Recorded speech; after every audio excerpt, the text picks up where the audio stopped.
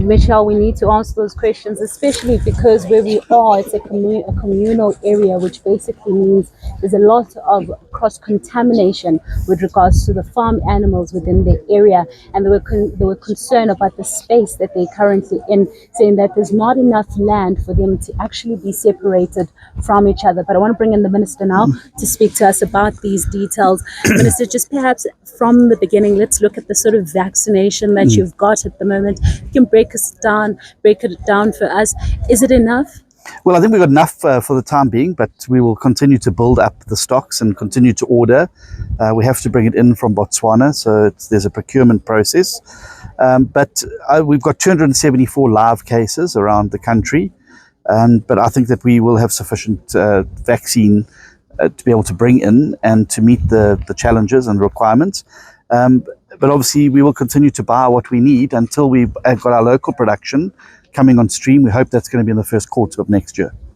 And let's talk about that local production, because we want to get on top of this disease, because it does affect an economy at this time. But in terms of the local production, what is going on there? What's the update? So the ARC are in the final stages of their testing of South African vaccine that will cover strains SAT1, SAT2 and SAT3, which are very specific to South Africa. You can't just bring vaccines in from anywhere in the world because they have different strains. Those are the strains present here in South Africa. We lost the ability to be able to produce vaccine in around 2013 with the decline in the laboratory status. You need a BSL-3 laboratory to be able to produce vaccines. From our side, we're getting a laboratory up to standard, and we hope to be able to start production of South Africa's vaccine in the first quarter of next year. And this is going to be important because I think as a matter of national security, we should have it.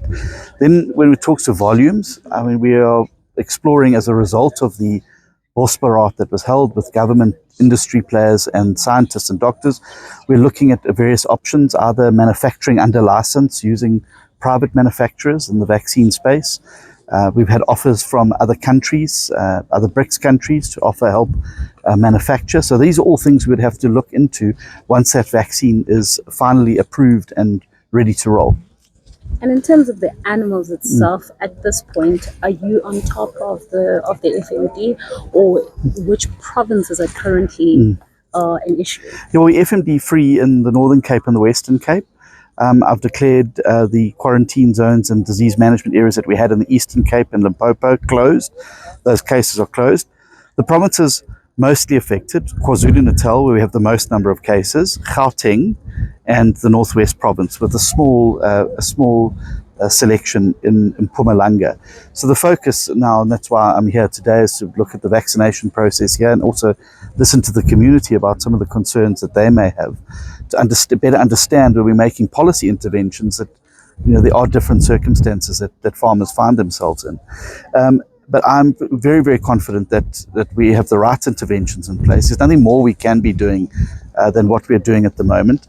But I reiterate that it's going to only be able to be beaten if farmers, transporters, auctioneers, livestock agents, and government and abattoirs and feedlots work together to ensure that the rules are being upheld. FMD wouldn't spread if everybody stuck by the rules. They didn't transport animals that were sick. They didn't spread animals who are sick in with healthy animals.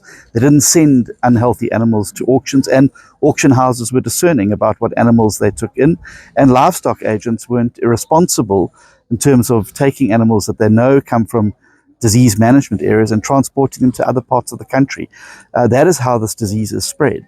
And it's only by working together that we're going to get everybody there. And there also has to be a response from provinces and national working better together. And that's why I'm delighted that the MEC is here as well. It's very clear he's incredibly hands-on with this particular situation. And he also has a direct line to my office to, if there's resource constraints now, he's able to address those. But we're committed to getting on top of it because there is such opportunity that awaits South Africa.